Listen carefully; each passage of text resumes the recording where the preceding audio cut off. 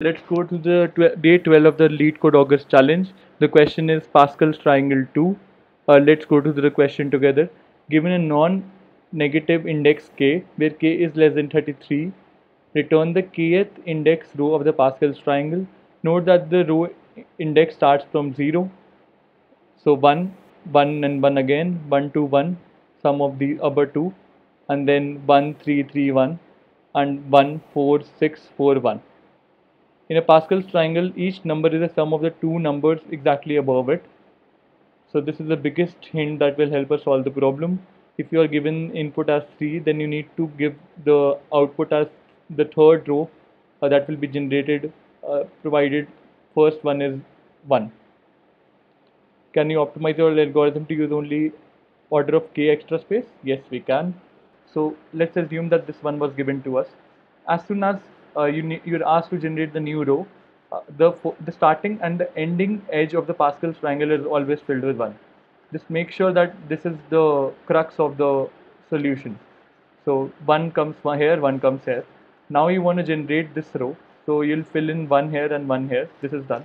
While the middle element will be the sum of the previous two elements going in the increasing order. So 1 plus 1 gives you 2 here. Similarly, now you want to build a new row using this row as a input, as a reference. So you'll simply add the first element and the last element to be 1. And for the remaining elements, you will move in an iterative fashion, starting from the first two summation of the first two nodes here and then the other two here. So 1 plus 2 is 3, you added 3, 2 plus 1 is 3 again, you added 3. If you're asked to generate a new row after this, how will you do it? You first of all add, you'll use this row as your starting reference, and you'll add 1 to your result. So here comes 1, here comes 1, and then you will simply add the two elements in the previous row.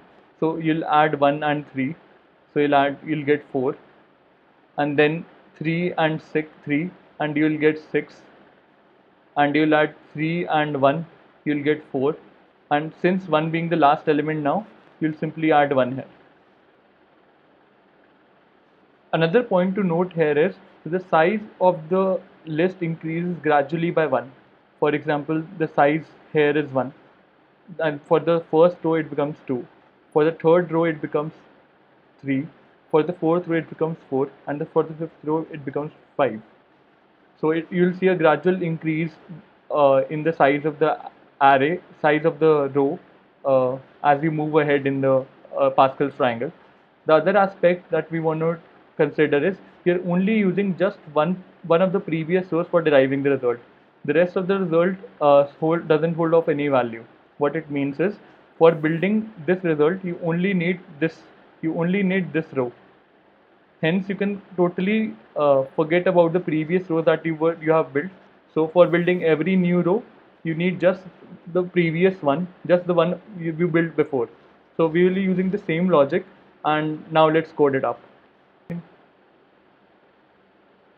So while coding, I'll be using two variables. One is my list, which will be my answer. So I'll call it as my new list is equal to new array list, and the other one being the one that will point to my previous list, which will act as my reference. So one of the corner case would be if I index is equal to 1 or is equal to 0 first. New list dot add is equal to 1, return new list. So this is pretty simple, one of the corner case. And what we can do is we'll add previous list dot add 1. I'll add two elements, and I've added two of them, both being 1. And if my row index is equal to 1, I'll simply return previous list here. Otherwise, I'll use it as a reference for building my further list. Now, how many times do I uh, need to loop through the list? How many lists do I need to generate? So I'll use a counter for that. I can use while count is less than row index,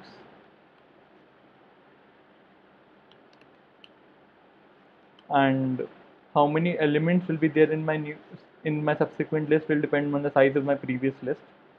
So for integer I is equal to 0, I is less than equal to previous list dot size plus 1 I plus plus. Also, every time I'll reinitiate my new list to a new RL list. So I'll add it this. If I is equal to 0 or I is equal to previous list dot size, either of the case, I'll simply add new list dot add 1. Otherwise, I'll be adding the two elements from the previous list. Previous list dot add dot get I plus previous list dot get I minus 1, and I'll be updating my count plus plus. Also, once done, I'll point my previous list to new list, and my new list will give me the answer. I think this should work. Let's try it out. It worked. So let me just submit the code and see whether everything is in place or not. Accepted. Thanks for watching the video, and if you have any doubts with respect to the solution that I proposed, please feel free to get in touch with me.